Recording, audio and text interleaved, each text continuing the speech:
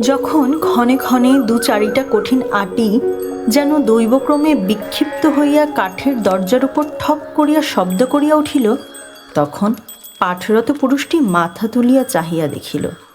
মায়াবিনী বালিকা তাহা জানিতে পারিয়া দ্বিগুণ নিবিষ্টভাবে অঞ্চল হইতে দর্শনযোগ্য সুপক্ক কালো জাম নির্বাচন করিতে প্রবৃত্ত হইল।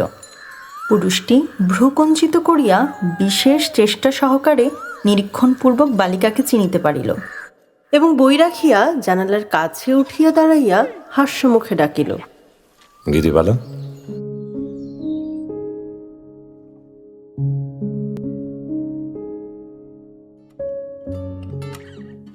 শুনছিলেন রবীন্দ্রনাথ ঠাকুরের ছোট গল্প মেঘ রৌদ্রের প্রথম পর্ব।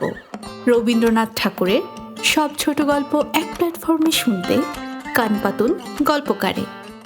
গল্পকার সব শুনবো বাংলা।